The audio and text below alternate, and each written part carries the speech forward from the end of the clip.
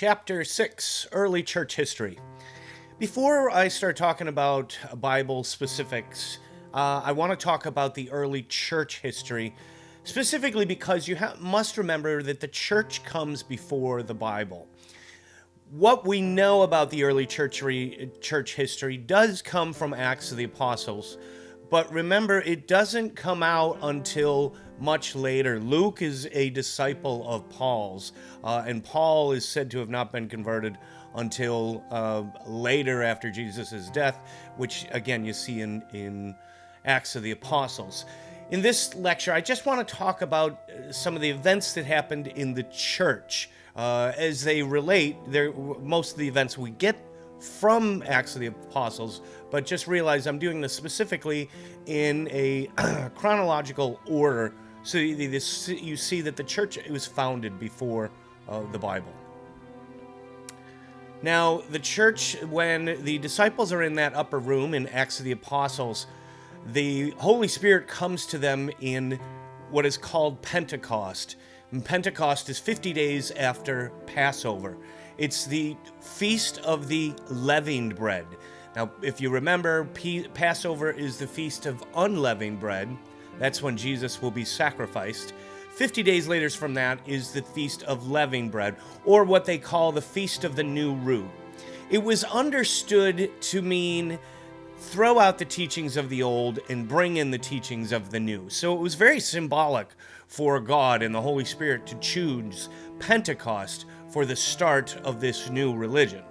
So those who were up in the upper room, we believe there were many, perhaps about 72 up in the upper room.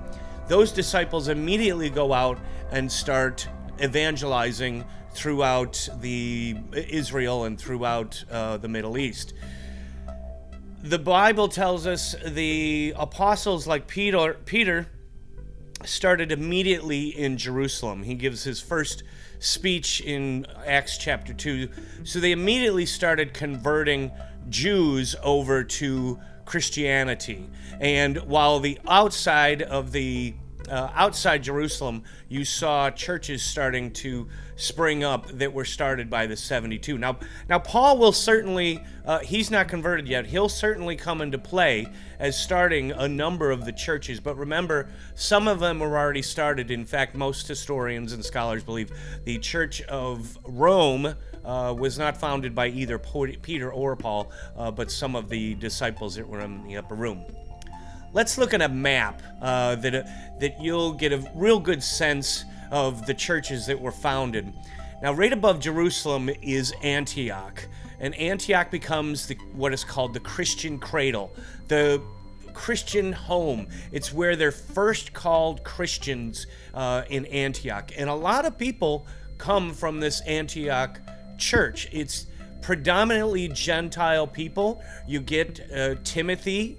You get Luke, who eventually writes a Gospel of Luke and Acts of the Gospels. You also get Ignatius, who will later come into play when we talk about the Apostolic Fathers. But for right now, know that Ignatius is the third bishop in Antioch. He will call the Christians the Catholic Church, Catholic meaning universal or complete. He will call that in 107 on the way to his death in the Colosseum. I'll go over more of Ignatius later on. But in looking in this map, I want you to realize that notice these areas here in Ephesus, Philippi, Galatia was above Antioch, Corinth, Rome. Paul, in Acts of the Apostles, Paul does a speech in Athens. These areas are very Greek, Hellenistic areas, and very, they converted the Jews that were in this area, but also the Gentiles. And I don't think it's by mistake. I think the culture, the Hellenistic culture, as I've said before, was very open to listening to new ideas, unlike the conservative Hebrew Jews. So this map certainly displays what shows that the new you see Paul starts the Ephesians, writes a letter to the Ephesians, the Philippines, the Corinthians. So it's very telling as to the geographic area who was accepting of this new religion. Now, when the new church is starting, the people who are stopping the new church are the people persecuting it. It first starts with the Jews in Jerusalem.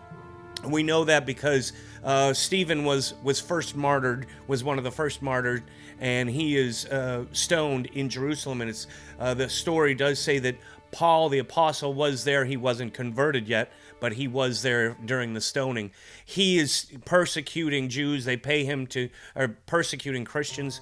They pay him to persecute Christians. He's converted on the road to Damascus. So that's in the early 30s. Later on, Nero will blame them for the great fire that lasted 6 days in July. That would be in 64 AD, and there's a number of Christians that fall to Nero and his atrocities. Peter and both Paul are said to have fallen from Nero's persecution. Then you get Domitian in the 90s. 107 is Trajan. The 250s are Decius, and then in the 300s, what they call the Great Persecution is Diocletian, and it seems to kind of come to a head with Diocletian, because immediately following the Great Persecution, you get the story of Constantine. Constantine is a general for the Roman army, a northern general. He wants to become emperor like many of them did, and so he decided to invade Rome, where Maxentius was the Roman emperor. Maxentius is going to stop Constantine's armies from entering Rome, and they're going to battle at the Milvian Bridge. Constantine is said to be outnumbered 4-1. And it is, the legend says that Constantine had a vision the night before the battle. That's God told Constantine, put the mark of Christianity on your swords and shields as you ride into battle the following day.